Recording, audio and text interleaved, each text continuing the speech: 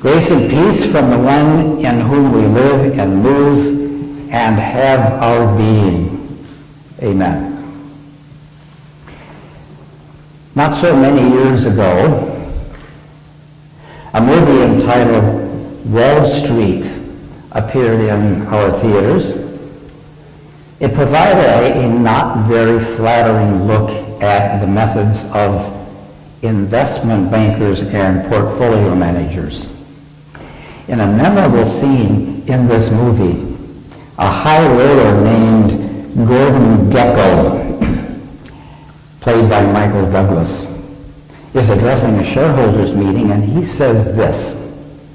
I checked. These were the exact words. He said, "Ladies and gentlemen, greed, for lack of a better word, is good. Greed is right. Greed works. Greed cuts through and captures the essence of the evolutionary spirit. Greed in all its forms has marked the upward surge of humankind."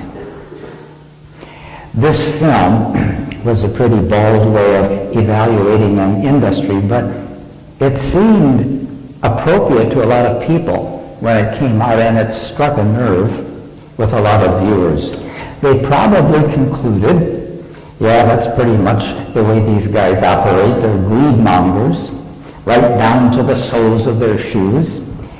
Well, during the recent banking scandals in our country, there was a lot of hand-wringing among those who wondered how we got into a situation where the institutions of money managers who were looking after their own interests while skewering their clients could be described as too big to fail, an expression we started to hear a lot. One commentator who was reflecting on the fact that people at the top had escaped prosecution ruefully rephrased the slogan. He said, evidently these guys are also too big to jail. A little footnote, last week we learned that one of the operatives who helped bring the country into great difficulty because of the banking shenanigans on Wall Street actually did end up going to jail. The commentator said, but he was such a small fish, the big boys are still pretty safe. So when you think about what happened, we should ask, what's missing in this picture? Where do we end up when we buy into the myth, which is actually popular among some folks in our country, the myth that says greed is good? Well, where we end up is a cycle in which the powerful survive and the weak get crushed. Society slides into a mad scramble for position and advantage, and everybody grabs for everything they can get, and the most vulnerable are destroyed. Bill Moyers is a commentator who offers an hour-long interview program on public television on Sundays. He asked a guest on his program a few months ago, whatever happened to the idea of the common good? And the answer he got was, a lot of people still believe in the common good. Unfortunately, a lot of them are not in a very good position right now to insist that we continue to strive for it in the country. So what's the common good? Well, putting it simply, it is a state of affairs in which the well-being of all of us is taken into account, not just some people, not just the privileged or the powerful or the most clever. Without attention to the common good, civilized culture devolves into a dog-eat-dog world. We have this reading today in the Gospel of Luke, which is, as so frequently happens in Luke, it's a parable, and as so frequently happens with Luke, it's a parable nobody else seems to know. These are parables that only Luke tells. Sometimes I get curious, where did Luke get these stories, and why doesn't anybody else know them? But they are fascinating little stories. So here's the parable about the successful and increasingly wealthy farmer And he uses that parable to say something about greed in a rather unusual form. Usually Jesus tells the parable and then he said, and this is what it means. But in this case, first you're told, we have a problem with greed, and then he tells the parable. So you kind of know where he's heading. Introducing the parable of the farmer who needed more and bigger barns for more and more of his considerable wealth, Jesus warns his listeners, be on guard against all kinds of greed. One thing we should note here is that there is no criticism of the fact that this was a good farmer. He knew how to work hard. He knew how to make a profit. He was thrifty. He was clever. And since I'm standing in a German background church, I can say if he had lived in Northern Europe, he would have had a really good German work ethic, like my family always said I should have. So there's no criticism about any of that. The question is, what do you do when you succeed so outrageously that you don't know what to do with all of the success? Why does Jesus warn against greed? Well, the simple answer is because it can kill you. There's another problem. It can also kill other people, the ones who suffer because resources are poorly distributed or not shared. As you read the Gospel of Luke, that's the story you keep hearing. There are people who are in trouble and they are not being helped, and there are people who could help, but they don't. It's kind of like having too many pancakes and the screen door is locked and the guy on the other side isn't going to get any breakfast.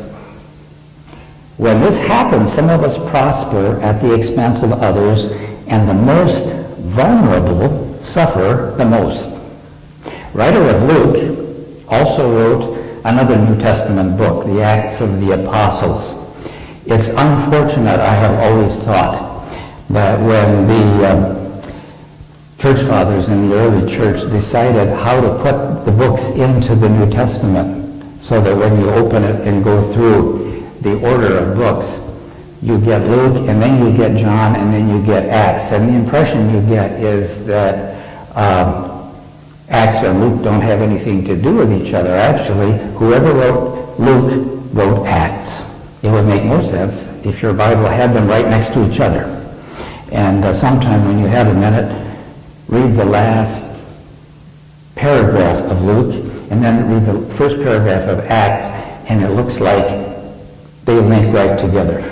This is why almost every scholar thinks that whoever wrote Luke wrote Acts. And in the book of Acts, you have an interesting description. You have a description of a community where sharing and not greed was the rule.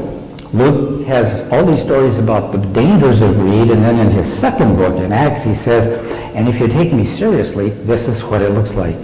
So you have this community in Jerusalem where people share, and amazing things happen.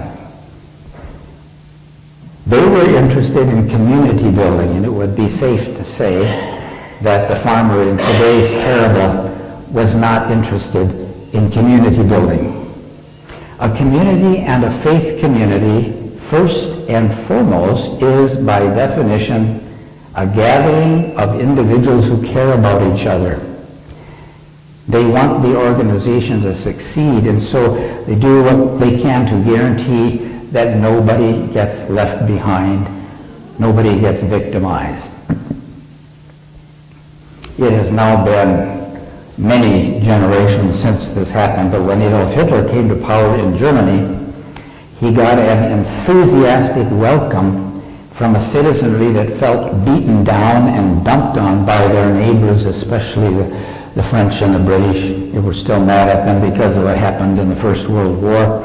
And so Hitler very cleverly called the German people to take pride in themselves and rise up and seize the future, which was not really a bad thing for them to do. But the citizenry, in the process of doing that, overlooked something, and that was that the leader who was calling them to do it had a diabolical side. So the newly elected chancellor in 1933 made it very clear early on that only some people in Germany were going to be allowed to stay in the club.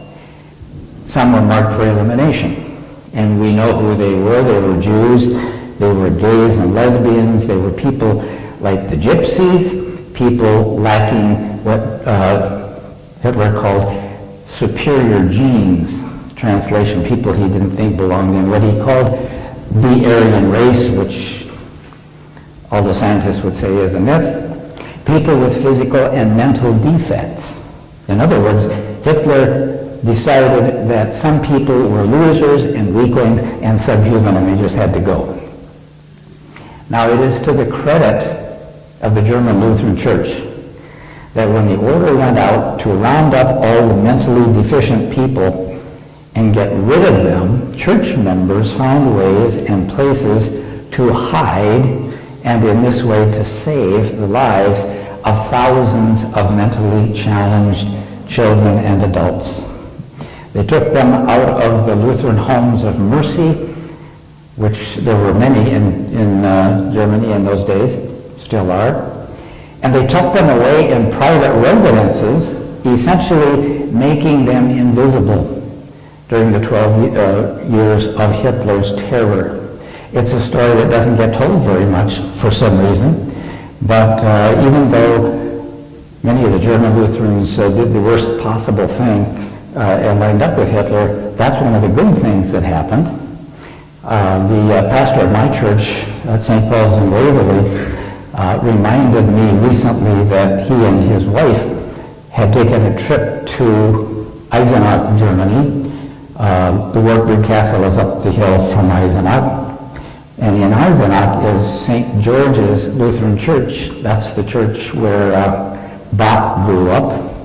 You've heard of him, the guy that plays all that impossible music. And Martin Luther actually was in that church as a youngster. He said to me that on the Sunday that he was there, St. George's Lutheran Church, which is unfortunately usually pretty empty on Sundays, was packed. And he and his wife were trying to figure out, why is this church so full? Well, the answer was that St. George's had decided to celebrate the ministry of all of these homes of mercy that take care of mentally challenged people. It was kind of like the German version of Lutheran services in Iowa. And these families and these people whom were being served had all been invited to St. George's, and they packed the pews. They packed it out. They were standing. They had a balcony, and the balcony was full. And they came because they realized that whereas even the government didn't seem to care that much about them, the Lutheran Church did. And they were there to celebrate the fact that their lives were being affirmed. I thought, here was a high point in how you celebrate a community and declare to the community that vulnerable people are part of it, and you don't just simply throw them away because they don't seem very useful. I mentioned that the book of Acts was written by whoever wrote the Gospel of Luke.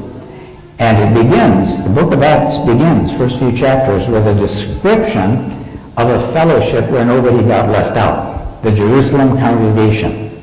The members looked out for each other, nobody went hungry, the widows were cared for, which was necessary because they didn't have any social security on those days. The people actually pooled their earnings, and they divided them in a way that everybody had something. We have to assume that laziness was not tolerated, but neither was starvation. They figured that out. I once heard a Lutheran pastor in Minneapolis, when I lived and worked there some years ago, get up in front of a group of other pastors and some lay people and suggested that Christians today should consider emulating the pattern of that first congregation in Jerusalem. Well, in the audience was the retired president of an ELCA college. He had moved to Minneapolis, and he was in that congregation. He came to the meeting, And he was getting increasingly uncomfortable as he heard the suggestion being made, and finally, in the question and answer period, he jumped up and said, "That's nonsense. The Jerusalem All Things in Common experiment collapsed because it was not workable." Well, nobody answered that. After all, it was a retired college president. You don't want to take these guys on. They seem to be smart. A few months after that, I wrote an argument on the same topic, prepared by a rather well-known New Testament theologian. And here's what he said about the same thing. He said the Jerusalem sharing experience failed not because it was unworkable, but because the Roman army invaded in AD 70 and destroyed the city. And of course the congregation came to an end and the people scattered all over the Roman Empire. Now it's a matter of some controversy in our day as to whether what some critics call wealth distribution, wealth redistribution, is a good idea.